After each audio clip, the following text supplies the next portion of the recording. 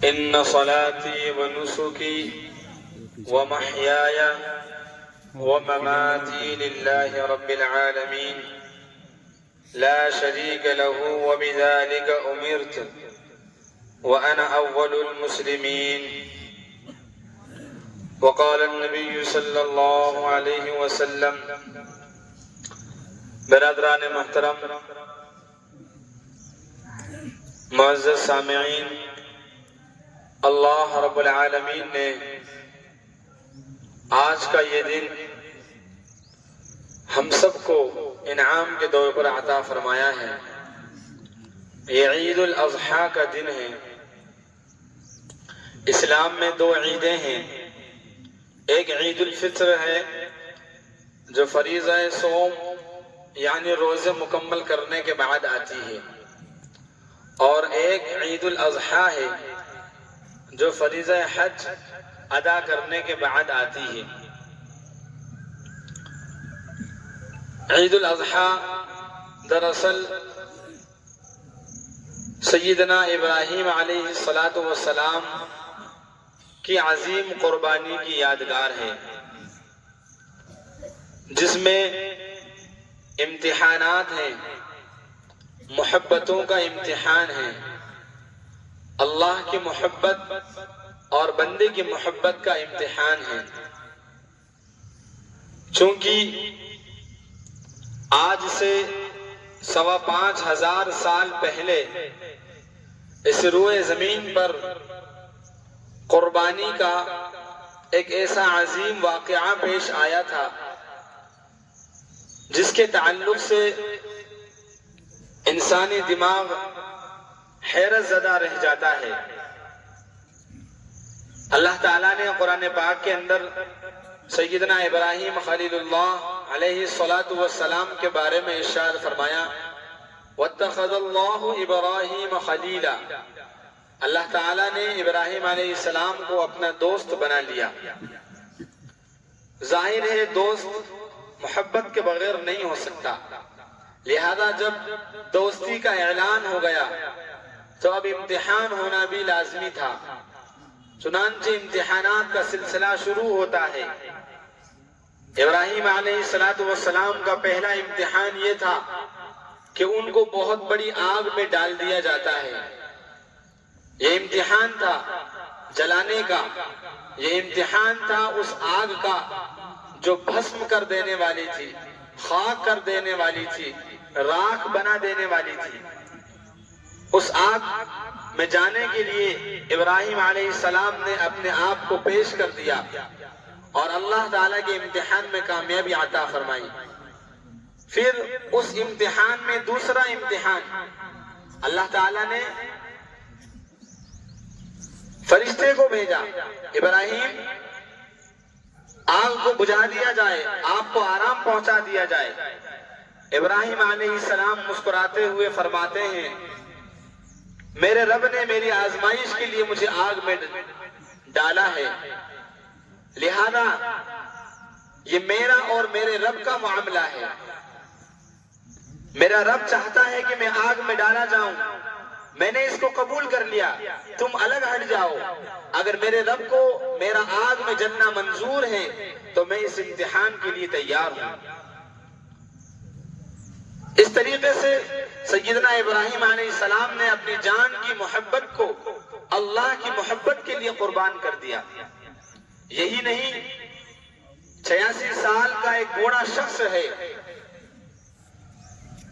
بڑھاپے کا سہارا تلاش رہا ہے اور دعا مانگتا ہے رب هب لی من الصالحین.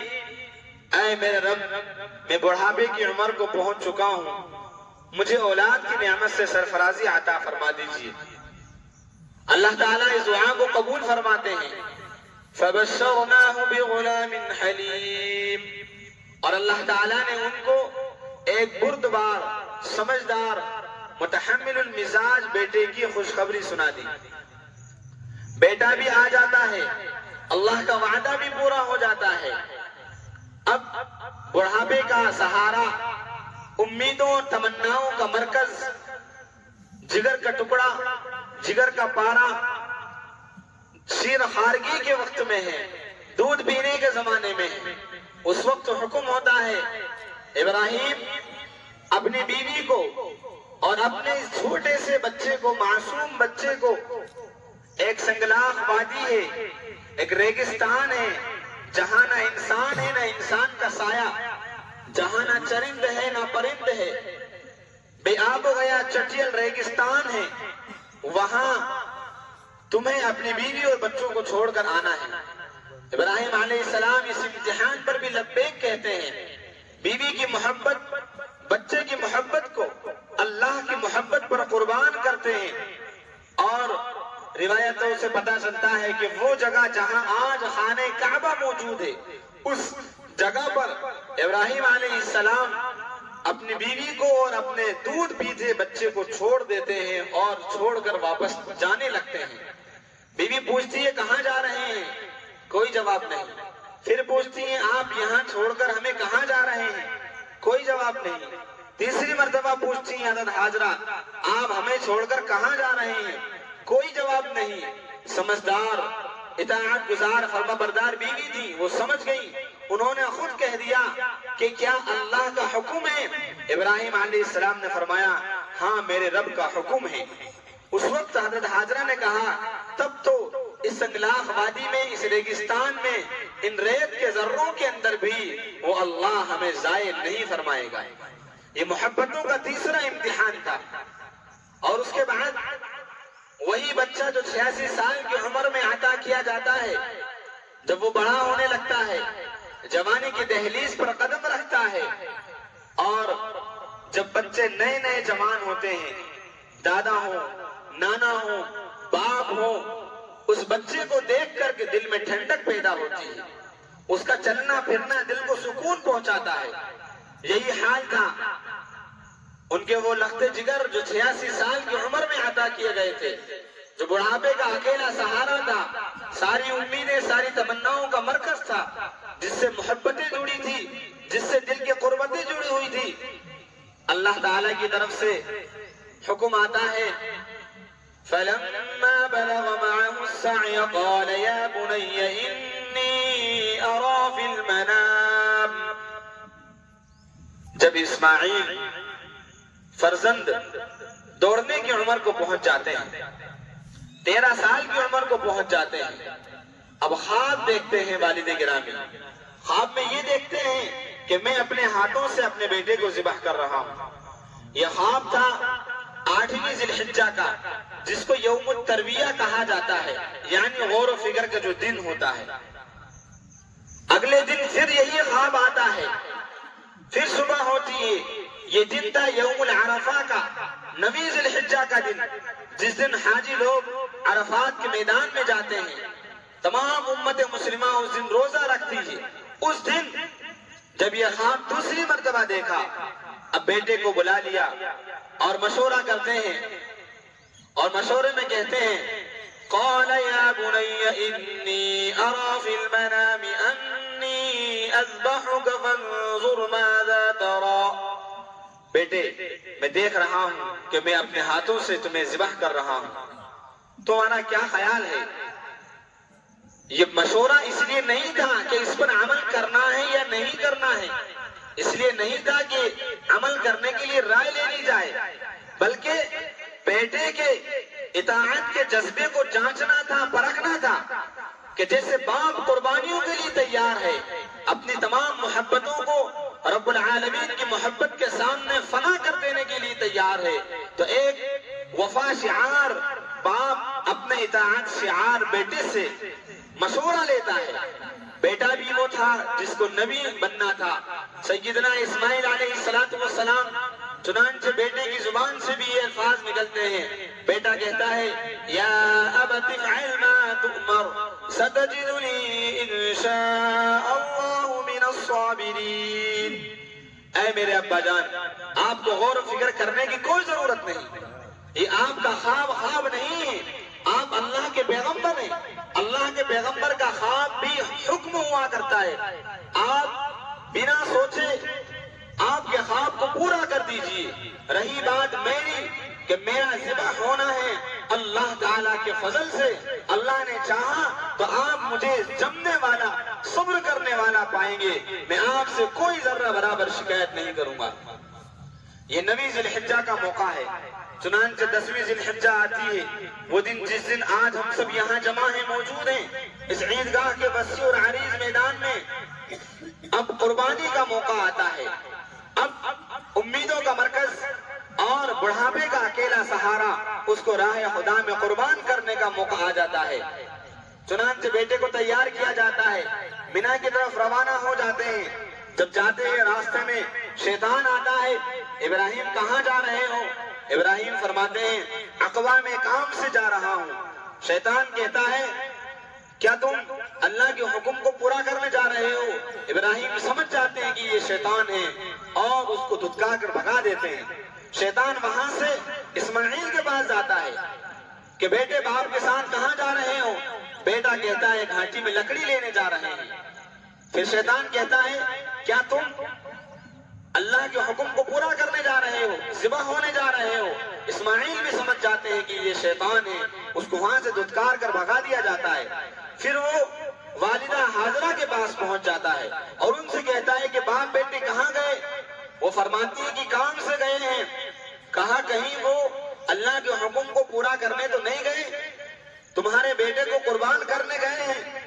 کہا کہ میرے بیٹے کو کیسے قربان کر سکتے ہیں جبکہ اس سے اتنی محبت ہے؟ شیطان کہتا ہے کہ اللہ کا حکم ہے۔ حضرت حاجرہ کہتی ہے کہ اگر اللہ کا حکم ہے تو ضرور پورا کریں گے اور میں بھی اس پر تیار ہوں۔ چنانچہ دونوں چلے جاتے ہیں، روانہ ہو جاتے ہیں۔ ایک بار اور شیطان آتا ہے، اس کو کنکریاں ماری جاتی ہیں 3 دفعہ، 7 کنکریاں حضرت ابراہیم علیہ السلام مارتے ہیں۔ اب اس کے بعد مینا میں پہنچ جاتے ہیں اور قرآن کہتا ہے فَلَمَّا أَسْلَمَا وَتَلَّهُ لِلْجَبِينِ۔ اب باپ نے بیٹے کو لٹا لیا۔ بیٹا کہتا ہے ابا جان آپ میرے ہاتھوں کو ٹائٹ باندھ دیجئے، میرے پیر کو سختی سے باندھ دیجئے تاکہ میں حرکت نہ کر سکوں، اور اب جب آپ گھر جائیں میری والدہ کو میرا سلام کہہ دینا۔ جب ابراہیم علیہ السلام یہ باتیں سنتے ہیں اور چھوٹے سے بچے کی یہ باتیں سن کر آپ کی آنکھوں میں آنسو آ جاتے ہیں۔ علامہ اقبال کہتا ہے یہ فیضان نظر تھا یا مکتب کی کرامت تھی، سکھائے کس نے اسماعیل کو آداب فرزندی۔ چھوٹا سا بچہ قربان ہے، ادھر باپ اپنے بیٹے کی محبت کو قربان کرنے کے لیے تیار ہے، ادھر بیٹا اپنے جان کو قربان کرنے کے لیے تیار ہے۔ آسمان حیران ہے، زمین حیران ہے، کائنات میں آج ایک ایسا واقعہ پیش آنے والا ہے جو آج سے پہلے کبھی ایسا نہیں ہونے والا تھا، نہیں ہوا تھا۔ لیکن اللہ کو نہ باپ کی قربانی چاہیے نہ بیٹے کی قربانی چاہیے، اصل تو باپ اور بیٹے کی جو محبت ہے اس محبت کی قربانی چاہیے تھی، اور اس ابراہیم علیہ السلام نے اس محبت کو قربان کر دیا۔ آسمان سے آواز آتی ہے وَنَادَيْنَاهُ يَا إِبْرَاهِيمُ، اے ابراہیم آپ نے اس خواب کو سچ کر دکھایا، قَدْ صَدَّقْتَ الرُّؤْيَا، لہذا ہم آپ کی قربانی لینا نہیں چاہتے۔ إِنَّ هَذَا لَهُوَ الْبَلَاءُ الْمُبِينُ، یہ بہت بڑی آزمائش تھی جس کو آپ نے پورا کر دکھایا۔ جنت سے مینڈا آتا ہے اور اس کو قربان کر دیا جاتا ہے، اور اسماعیل علیہ السلام صحیح سالم ہوتے ہیں۔ عزیزان ملت، یہ واقعہ آج کے دن کی تاریخ ہے جو آج سے 5,500 سال پہلے اس روئے زمین پر پیش آیا تھا۔ اسی وجہ سے صحابہ کرام نے سوال کیا ما هذه الاضاحی یا رسول اللہ، اے اللہ کے رسول جو ہم قربانی کرتے ہیں یا کیا چیز ہے؟ حضور نے ارشاد فرمایا سنت ابیکم ابراہیم، یہ تمہارے جد امجد ابراہیم علیہ السلام کی سنت ہے۔ صحابہ نے سوال کر لیا حضور اس قربانی کے بارے میں، اس کے نتیجے میں ہمیں کیا ملے گا؟ فرمایا بکل شعرۃ حسنہ، ہر بال کے بدلے ایک نیکی ملے گی، اور اگر اون والا جانور ہے تو فرمایا ہر اون کے بدلے میں ایک نیکی ملے گی۔ اور نبی پاک صلی اللہ علیہ وسلم نے ارشاد فرمایا وَإِنَّ الدَّمَ لَيَقَعُ مِنَ اللَّهِ بِمَكَانٍ قبل ان یقع، کہ یہ قربانی کا خون زمین پر گرنے سے پہلے، اس کا قطرہ زمین پر گرنے سے پہلے اللہ رب العالمین اس قربانی کو اپنے بارگاہ عالی میں قبول فرما لیتے ہیں۔ فَطِيبُوا بِهَا نَفْسًا، لہذا تم خوب و خوش دلی سے اپنے قربانیوں کو ادا کرو۔ عزیزان ملت، آج کی جو قربانی ہے 3 دن تک جو قربانیاں ہوں گی، یہ در حقیقت ہماری خواہشات کو قربان کرنے کا موقع ہے، ہمارے جذبات کو قربان کرنے کا موقع ہے۔ اس میں ہمیں یہ سبق لینا ہے، اللہ نے ہمیں حکم دیا ہے۔ اس قربانی کی اصل یہ ہے کہ ایک باپ نے اپنے بیٹے کو ذبح کیا تھا، اگر خدا تعالی ہمیں اپنا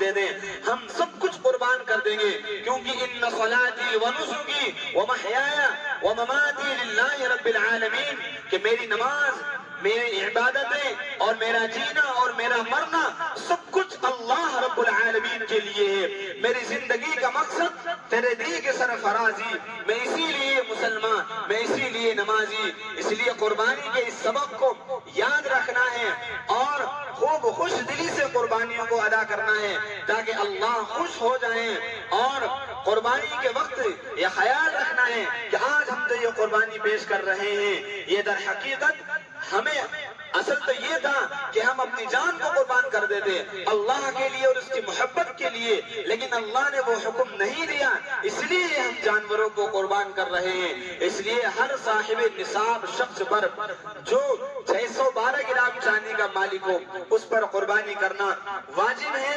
چاہے مرد ہو چاہے عورت ہو، بالغ عاقل مسلمان پر قربانی کرنا ضروری ہے۔ لہذا وہ قربانی کے ان 3 دنوں میں جب جی چاہے قربانی ادا کرے اور قربانی کرتے وقت اپنے جانور کے سامنے کھڑا رہے اور اس کو ذبح ہوتے ہوئے اپنی آنکھوں سے دیکھے اور اپنے اندر وفا کا، اطاعت کا، اللہ کے احکام کو پورا کرنے کا، اس کے حکموں کے آگے اپنی گردن کو جھکا دینے کا، اپنے آپ کو پیش کر دینے کا، جیسا کہ ابراہیم اور اسماعیل نے پیش کر دیا تھا۔ یہ جذبہ اپنے اندر پیدا کرے اور اپنے آپ کو اس چیز کے لیے تیار کر لے کہ ہم جو کچھ بھی اللہ تعالیٰ ہم سے قربانی مانگیں گے وہ سب کچھ قربان کر دیں گے، اور ہماری زندگی پوری اللہ تعالیٰ کے حکم کی تعمیل میں گزرنا چاہیے۔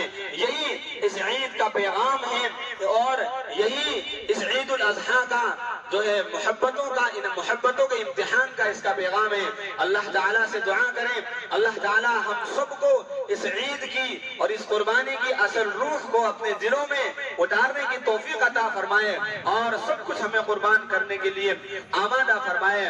اللہ تعالیٰ ہم سب کو عمل کرنے کی توفیق عطا فرمائے، آمین۔ وآخر دعوانا الحمدللہ رب العالمین۔